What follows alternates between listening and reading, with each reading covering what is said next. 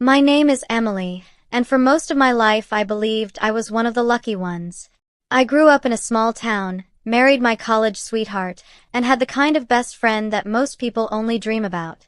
Her name was Sarah, and for more than 10 years she was like my sister. We shared everything. Sleepovers that stretched into adulthood, secrets whispered over glasses of wine, and those long phone calls late at night where nothing important was said, but everything felt understood. My husband Mark was the other cornerstone of my world. We met when I was 20, still figuring out who I was and what I wanted to be. He was older by a few years, steady and confident in a way that made me feel safe. From the beginning, he treated me with a kind of gentleness that made all my friends jealous. They used to tell me I had found my forever person, and for the longest time, I believed it with every piece of my heart. Together, the three of us were inseparable. Sarah was always around, and Mark never seemed to mind. If anything, he encouraged it. He used to joke that we were a package deal, that when he married me, he was marrying both of us. Sometimes we would all cook together in our kitchen, Sarah sipping wine while I chopped vegetables and Mark worked the grill.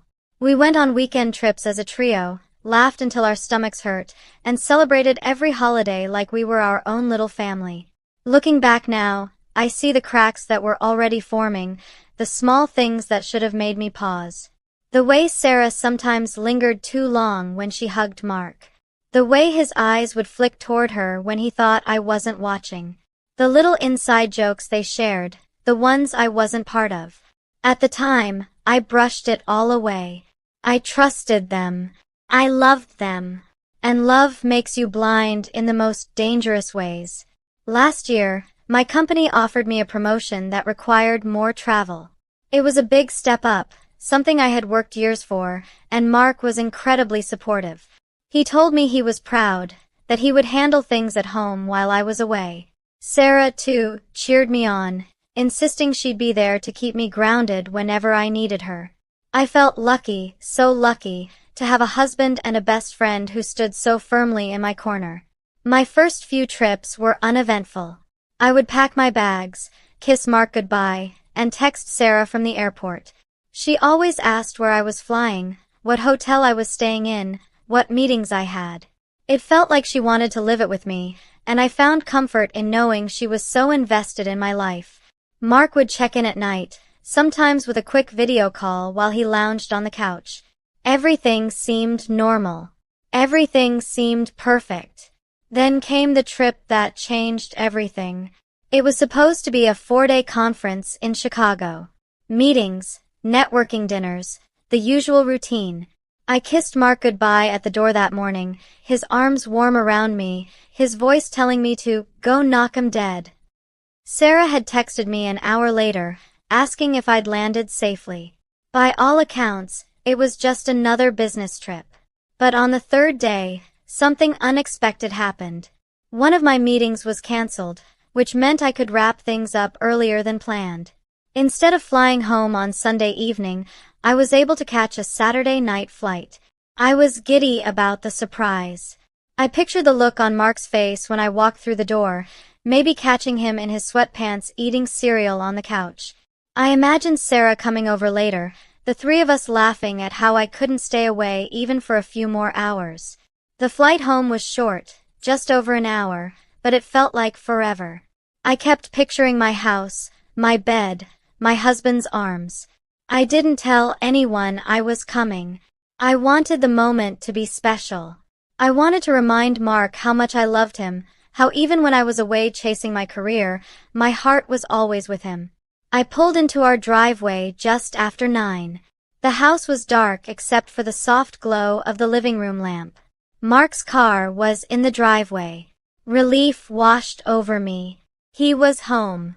Everything was exactly as it should be. I unlocked the front door quietly, trying not to make a sound. My suitcase rolled softly over the hardwood floor as I tiptoed inside. I was smiling, ready to jump out and surprise him.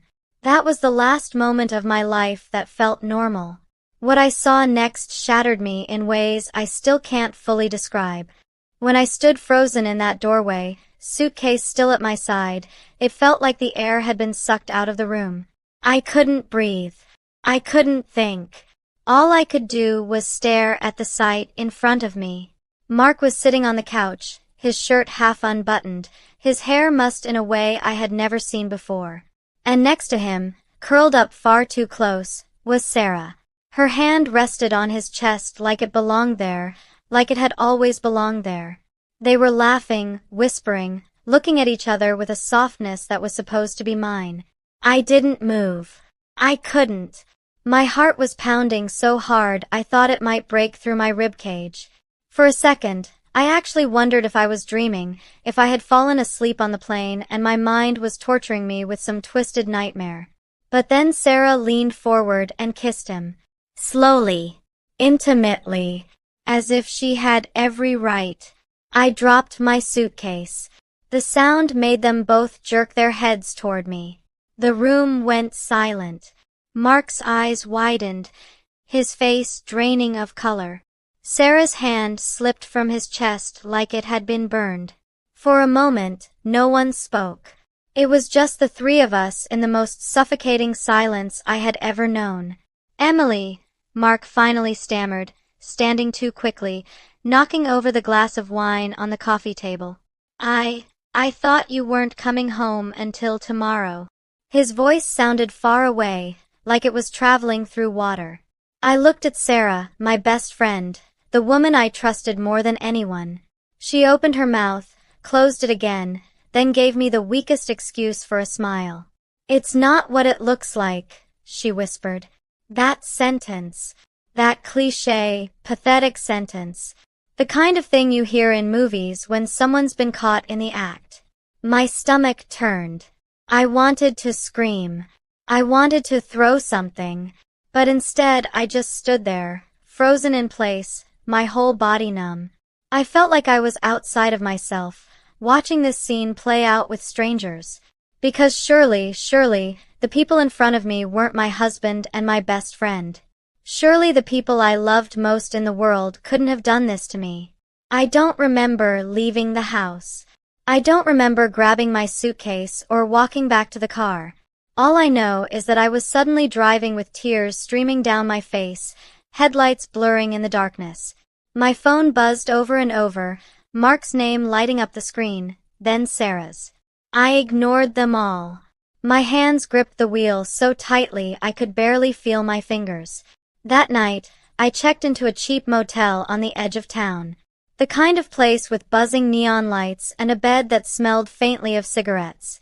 I sat there in that ugly room, staring at the cracked ceiling, replaying every memory I had of them. Every laugh, every hug, every conversation that had once brought me comfort. And slowly, the pieces started to shift into place. The times Mark claimed he had to work late, but came home smelling faintly of perfume. The nights Sarah canceled on me, saying she wasn't feeling well, only to post something vague about being busy on social media. The way they sometimes shared glances I couldn't quite read, glances I had brushed off as nothing. I had been blind and stupid. Over the next few weeks, I tried to put the pieces of my life back together. I moved into a friend's spare room while I figured out what to do. Mark called constantly, begging me to come home, swearing it was just a mistake, that he still loved me. Sarah texted me paragraphs of apologies, claiming she didn't know how it happened, that she never wanted to hurt me. But every word felt like poison. I ignored them both, but silence didn't give me peace. If anything, it gave me space to think. And the more I thought, the angrier I became. I started noticing things I hadn't before. Bank statements that didn't add up. Credit card charges at restaurants I had never been to. Hotel bookings under Mark's name, dates that matched perfectly with the nights he told me he was working late. And worse, Sarah's name appeared on some of the receipts. They hadn't even bothered to cover their tracks. My anger grew into something sharp, something dangerous. I realized I didn't just want to leave them behind. I wanted them to feel what I felt. I wanted them to know what it was like to have your entire world ripped apart. It wasn't enough to walk away. I wanted revenge. And so I began to plan. The days after I caught them together blurred into a fog. I went to work, smiled when I had to, and told everyone I was fine, but inside I was unraveling. At night I would lie awake, staring at the ceiling, replaying every second of what I had seen on that couch. Sarah's hand on Mark's chest. The way his lips curved into a smile that wasn't meant for me. I thought distance would dull the pain, but it didn't. If anything, it made it worse. Mark kept calling, leaving long voicemails filled with apologies and excuses.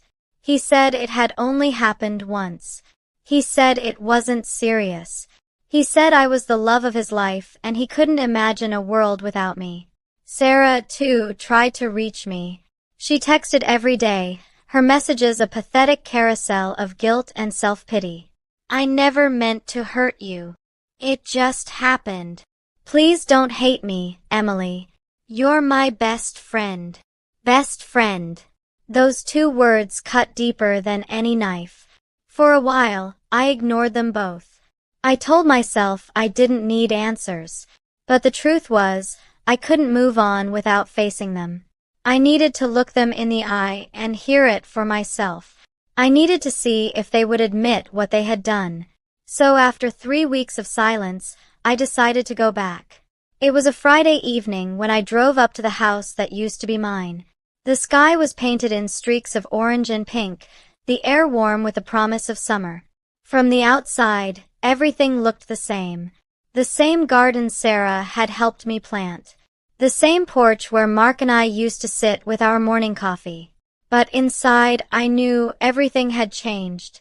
I unlocked the front door with a spare key I still carried, my heart hammering in my chest. The house smelled like home, lavender candles and laundry detergent, but it no longer felt like mine. I walked through the hallway slowly, my footsteps soft against the wooden floor.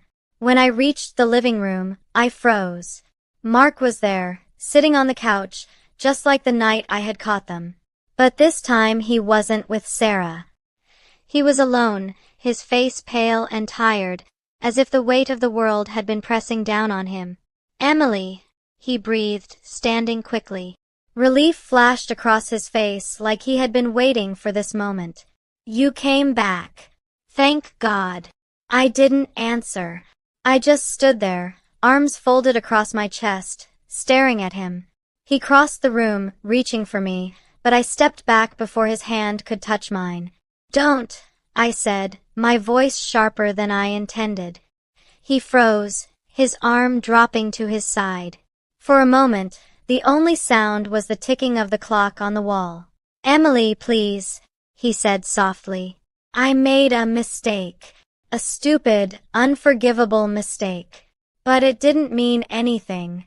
You mean everything to me. I swear to you, I love you." I let out a bitter laugh. "You love me? You were kissing my best friend in our living room, Mark. How exactly does that show love?" His face crumpled, his eyes filling with tears. He sank down onto the couch, burying his face in his hands. For the first time, he looked small. Weak. "It wasn't supposed to happen," he whispered. "We were drunk, we were stupid. It was just one time. I swear." But I knew better. I had seen the receipts, the hotel bookings, the dinners. This wasn't one time. This was an affair. A betrayal that had been going on behind my back while I was out building the life we were supposed to share. Before I could respond, there was a knock at the door. Mark's head shot up, panic flashing in his eyes. I didn't move. I already knew who it was. The knock came again, louder this time, followed by a voice that made my stomach twist. "Mark, it's me. Open up." Sarah. Of course she would show up now. I turned and opened the door myself, and there she was. My best friend. The woman who had shared every piece of my life since childhood. She looked different to me now. Her smile, once warm and comforting, now looked false. Her eyes, once full of loyalty, now seemed cold and calculating. When she saw me, her smile faltered. "Emily," she said softly, her voice trembling. "You're here." I didn't answer. I just stepped aside and let her see Mark, sitting broken on the couch. The three of us stood there in silence, the air thick with tension. And in that moment, I realized something important. I wasn't the broken one. I wasn't the weak one. They were. They had destroyed me, yes, but they had also destroyed themselves. Sarah stepped into the living room like she belonged there. Like this was still her place, her safe space. My place. She set her purse down on the side table, her movements slow, cautious, as if she was trying to read the temperature of the room. "Emily, please," she said softly, her eyes already glassy with tears. "I know how this looks, but it wasn't." I cut her off before she could finish. Don't you dare tell me it wasn't what it looked like. I was standing right there, Sarah. I saw you. I saw both of you." Her lips trembled, her eyes darting to Mark for support. But he looked away, guilt written all over his face. "You don't understand," she whispered. It just happened. We didn't plan it. We never meant. Never meant." I laughed, sharp and bitter. "You didn't mean to? What about the hotel receipts? The dinners? The nights you both lied to me? You didn't mean for that to happen either." Her face went pale. Mark's eyes widened. He hadn't realized I'd uncovered everything. "Yes," I continued, my voice shaking with fury. "I found it all. You thought I wouldn't notice, but I did. You weren't careful. And now I know exactly how long this has been going on." Mark stood quickly, running a hand through his hair. "Emily, stop. Please. It's not what you think." I turned on him so fast he flinched. "Not what I think. You were sleeping with my best friend. You were laughing with her while I was out of town working for us, building a future for us. Do you know what it feels like to picture the two people you love most sneaking around behind your back? To realize that every smile, every hug, every memory you shared was a lie." My voice broke at the end, but I didn't care. I wanted them to hear my pain. I wanted it to cut into them the way their betrayal had cut into me. Sarah started crying then, her tears falling silently as she sank onto the edge of the couch. "Emily, I swear to you, I never wanted this. You're my best friend. I love you. I don't know how it happened." I stared at her, my chest rising and falling, my hands trembling at my sides. "Best friend." She still had the audacity to say it. "Don't you dare say you love me," I spat. "Because people who love you don't destroy you. They don't take everything you trust and burn it to the ground. You knew me better than anyone, Sarah. You knew my heart, my fears, my dreams. And you used all of that to get close to him. You knew exactly what you were doing." Her tears kept falling, but I felt nothing. No sympathy. No pity. Just a cold emptiness spreading through me like ice. For a moment, the room was silent.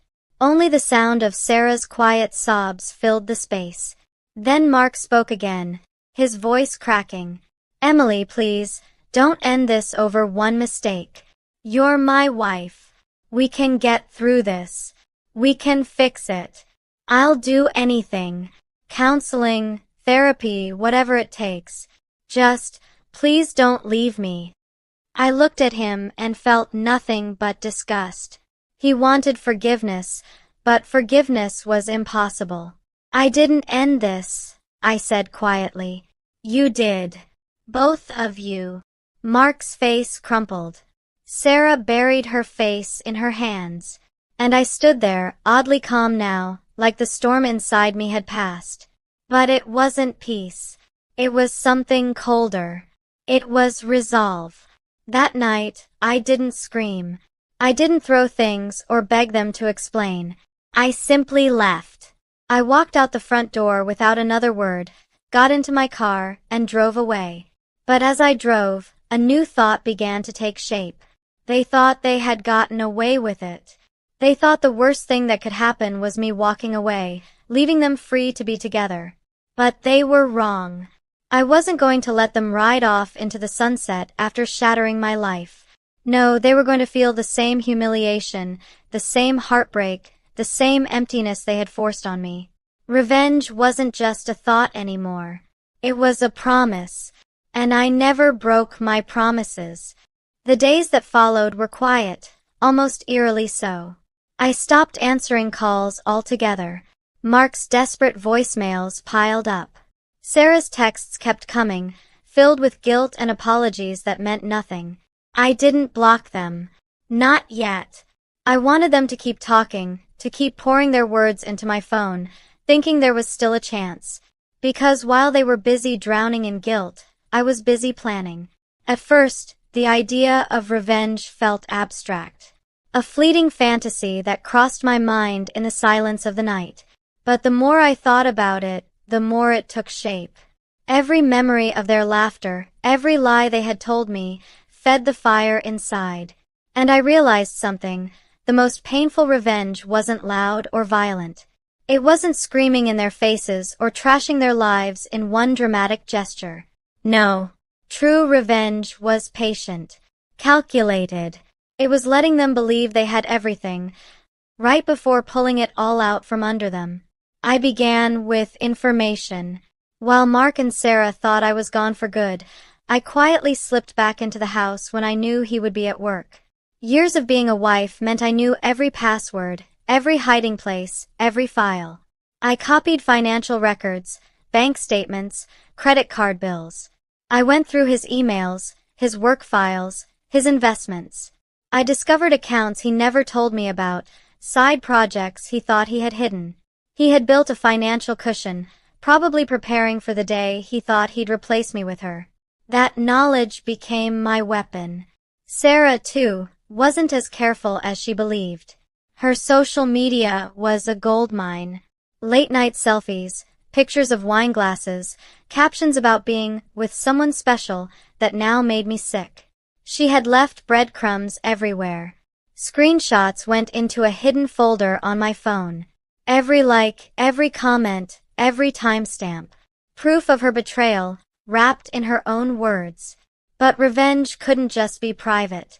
If I wanted to destroy them, I had to be smart. Surgical. I wanted everyone to see the truth. Their families, their friends, their co-workers. I wanted the people who had once praised them, trusted them, respected them, to look at them with disgust. I also wanted them to feel the same kind of isolation they had forced on me. And the only way to do that was to expose them. So I crafted a plan. Step 1. Gather every piece of evidence. Step 2. Wait for the right moment.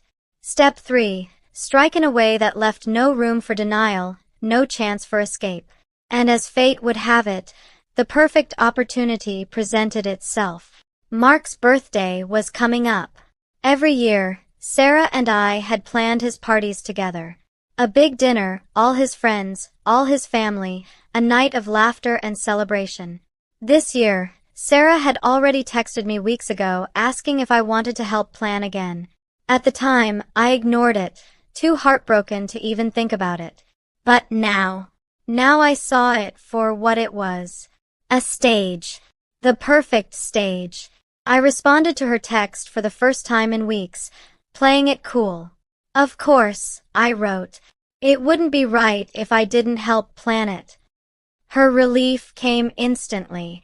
A flurry of messages thanking me, telling me how glad she was that I was coming around. She thought this was the first step to forgiveness. Mark, too, started calling less often, his tone softening when he did. They thought I was thawing, letting go of my anger. They had no idea I was sharpening it into a blade. In the weeks that followed, I played my role perfectly. Smiling when Sarah suggested decorations. Nodding when Mark left a voicemail about how grateful he was to have me back in his life. I told no one what had happened, not yet. Not even my family.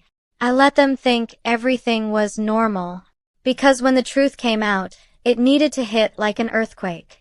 The night of the party arrived quicker than I expected. Mark's family filled the restaurant Sarah had helped book. His friends gathered, glasses of champagne in hand. Sarah flitted around like the perfect hostess, smiling brightly, laughing too loudly, making sure everything looked flawless. Mark sat at the head of the table, looking proud and happy, completely unaware of the storm that was about to break. And I was there too, calm, collected, every piece of evidence tucked neatly away, ready to set fire to the world they had built behind my back. Because tonight wasn't about celebration. Tonight was about revenge. The restaurant buzzed with the low hum of conversation, clinking glasses, and the occasional burst of laughter. The air smelled of garlic and roasted meat, warm and comforting. To everyone else, it was a celebration. To me, it was the stage I had built for their downfall. I arrived early, dressed carefully. Not flashy, not too quiet either. I wanted to look calm, polished, untouchable. The kind of woman who carried herself with dignity even when her world was burning. Sarah greeted me first, her arms wide, her perfume cloying as she pulled me into a hug that made my skin crawl. "I'm so glad you came," she whispered. "It means the world to him." I smiled, the kind of smile that hides 1,000 knives. Of course. I wouldn't miss it. Mark's face lit up when he saw me. He hugged me tightly, maybe a little too tightly, like he was holding on to the illusion that everything was fine. "Thank you for coming, Em," he said softly in my ear. This means more than you know." I pulled back, meeting his eyes. "You're right," I said. "It does." As the evening wore on, I played my part flawlessly. I laughed at the right jokes, toasted at the right times, even chatted politely with Mark's mother, who told me how happy she was to see us working things out. My stomach twisted at the lie, but I kept my face serene. And all the while, I waited. When the cake came out, candles flickering in the dim light, everyone began to sing. Mark closed his eyes, smiling, soaking in the love of the room. Sarah stood close beside him, her hand brushing his arm in that way that used to make me blind with jealousy. Now it only fueled me. He blew out the candles, everyone clapped, and that was my cue. I stood, my glass of champagne in hand, and tapped a spoon gently against it. The sound cut through the chatter, and slowly, all eyes turned to me. "I'd like to make a toast," I said, my voice steady, calm. Mark looked at me, surprised but touched. Sarah's smile widened, tears shining in her eyes as if she thought this was the moment I would forgive them, the moment I would declare my love publicly and let the past be buried. They couldn't have been more wrong. I raised my glass, scanning the room, meeting the eyes of everyone who had gathered to celebrate him. Tonight, we're here to honor Mark. A loving son, a loyal friend, and, of course, a devoted husband. I let the words hang in the air, sweet and poisonous. Mark's smile faltered just slightly, the tiniest crack. "But," I continued, my tone sharper now, "I think it's only fair to share what kind of husband he really is. Because appearances can be deceiving, can't they?"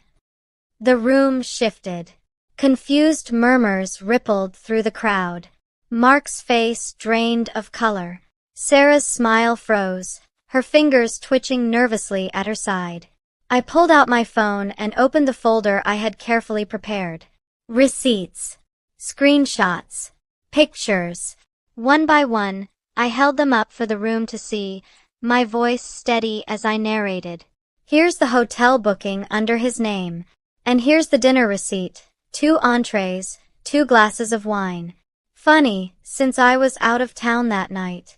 Oh, and here's Sarah, my so-called best friend, posting about her special night with a glass of the exact same wine." Gasps filled the room. People leaned closer, whispering, shaking their heads. Mark stood abruptly, his chair scraping against the floor. "Emily, stop this." "Why?" I shot back, my voice ringing clear. "Why stop now, Mark? You didn't stop when you were lying to me. You didn't stop when you were sneaking around with her. You didn't stop when you destroyed our marriage. So tell me, why should I stop?" Sarah's face was white as paper. She tried to speak, but no words came out. I turned back to the guests, my voice cutting through the stunned silence. These two people, the man I married and the woman I trusted most, thought they could betray me in secret and still stand here, smiling as if nothing happened.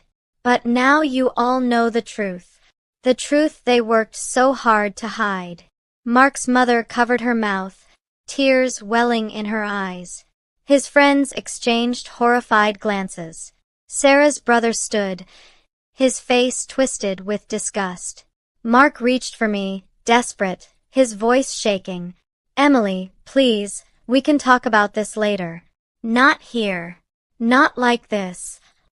I stepped back, holding my glass high. "No, Mark.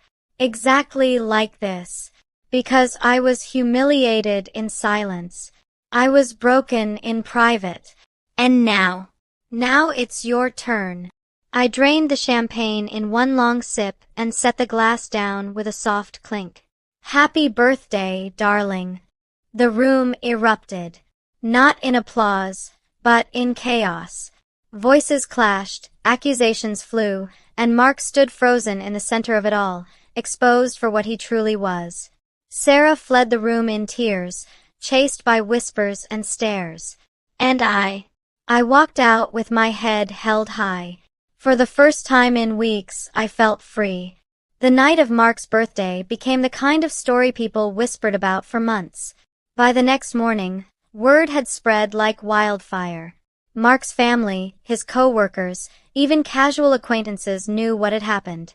You can hide many things in this world, but once the truth has been spoken out loud, there is no taking it back. I didn't go home that night. I booked myself a quiet room at a hotel across town, and for the first time in weeks, I slept. Not deeply, not peacefully, but without the constant weight pressing against my chest. It was the sleep of someone who had finally set down the burden of silence. The fallout came quickly. Mark called me the next day, but I didn't answer. He called again and again, until finally he left a message. His voice was broken, desperate, begging me to meet him, to let him explain. But what more was there to explain?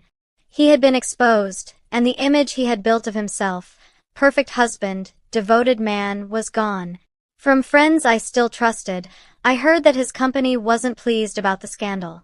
Mark worked in a client-facing role, where reputation mattered more than anything. When whispers reached the office about his affair, it wasn't long before his boss called him in.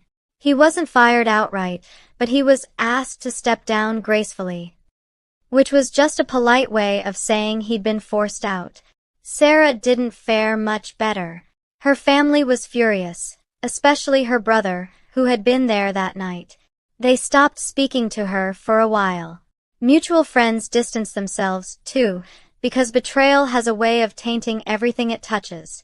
She lost the easy comfort of being seen as the sweet one, the loyal friend. People looked at her differently now.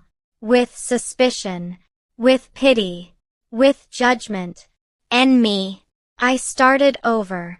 I moved my things out of the house permanently, leaving behind the life that had once defined me.